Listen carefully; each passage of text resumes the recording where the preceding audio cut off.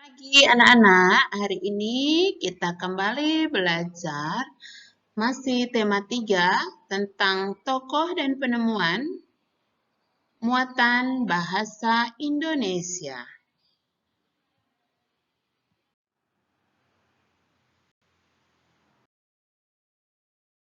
Adapun tujuan pembelajaran kita pada hari ini adalah setelah anak-anak mendengarkan penjelasan dari Bu Maya, anak-anak mampu mengidentifikasi kalimat efektif dari teks tentang penemuan dan manfaatnya dengan benar.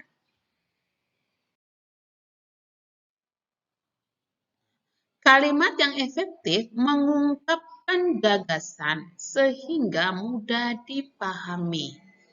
Nah, apa syarat-syaratnya untuk membuat kalimat efektif? Yang pertama, kesatuan. Yang kedua, kehematan. Yang ketiga, kelogisan. Yang keempat, kepaduan. Yang kelima, ketepatan. Oke, Ibu akan menjelaskan satu persatu. Yang pertama itu tentang kesatuan.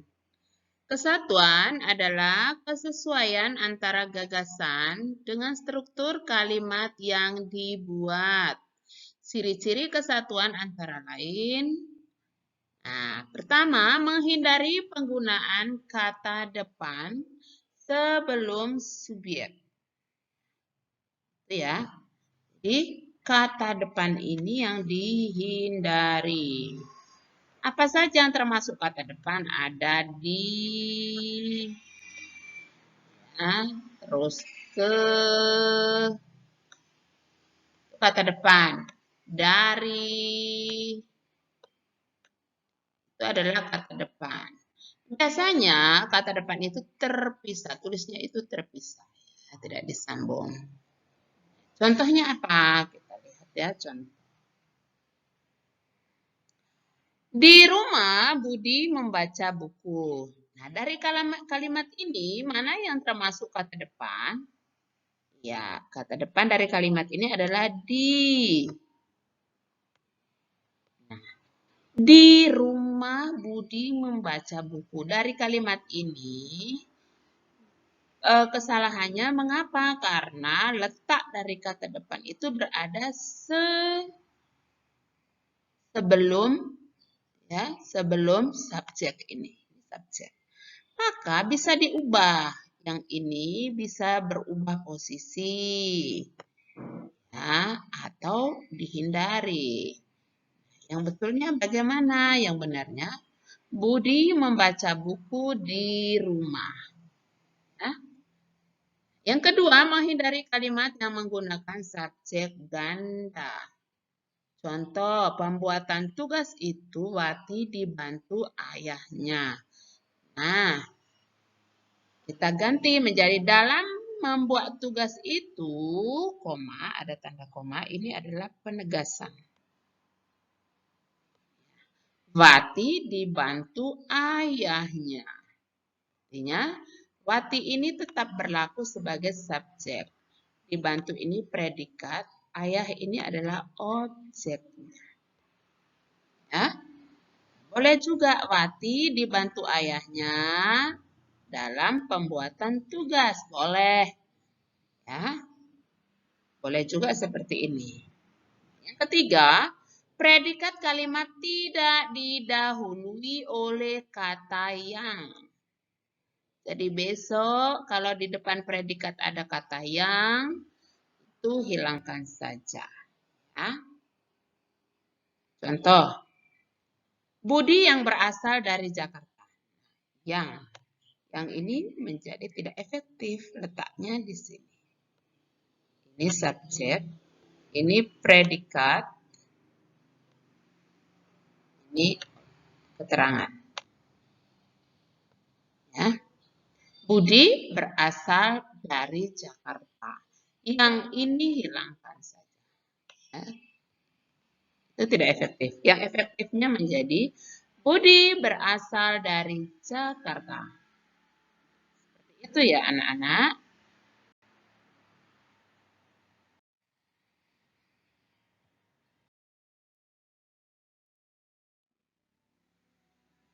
kedua adalah kehematan.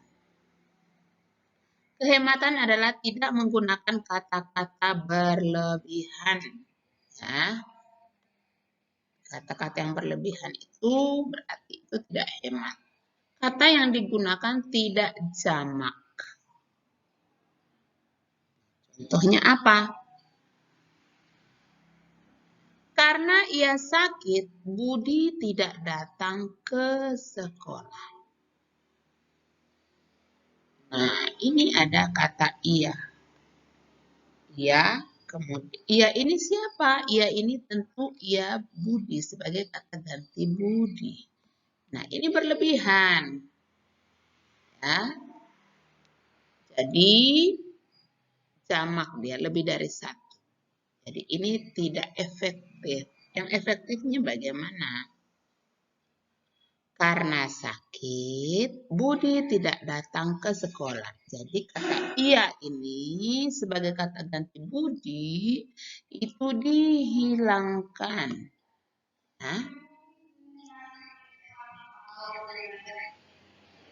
yang ketiga, kelogisan. Contoh, waktu dan tempat kami persilahkan. Kira-kira ada yang tahu kenapa di sini dikatakan tidak logis? Waktu dan tempat kami persilahkan. Nah, Ibu jelaskan. Waktu, kemudian tempat itu tidak bisa kita persilahkan. Ya, itu kan bukan benda hidup. Silahkan, baru bergerak kan tidak. Waktu dan tempat itu tidak bisa kita persilahkan. Maka dikatakan itu tidak logis. Yang bisa kita persilahkan apa? Ya, orangnya yang kita persilahkan. Misalnya, Bapak Bupati kami persilahkan. Suster kami persilahkan. Ibu Maya kami persilahkan. Nah, seperti itu ya, itu logis. Jadi kenapa yang dikatakan tidak logis? Karena waktu dan tempat itu tidak bisa kita beri untuk dipersilahkan. Oke, paham sampai sini? Itu dia. Ini yang membuat tidak logis.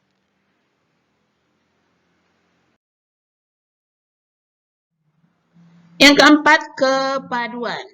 Unsur-unsur pembentuk kalimat harus memiliki kepaduan. Sehingga informasi yang diperoleh pembaca tidak terpecah atau salah.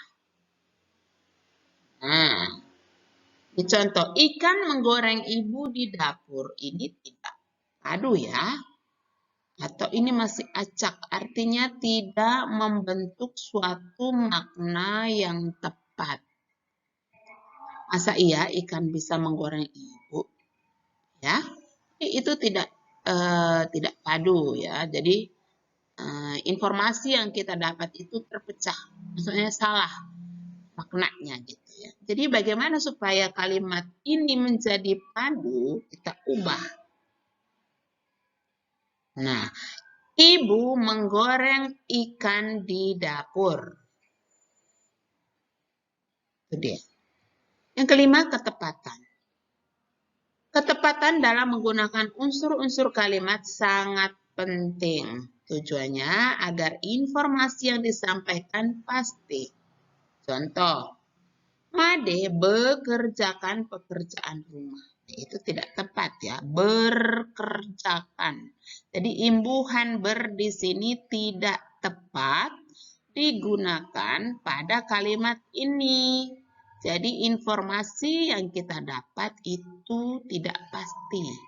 Berkerjakan itu tidak cocok menggunakan imbuhan ber ya atau kata depan.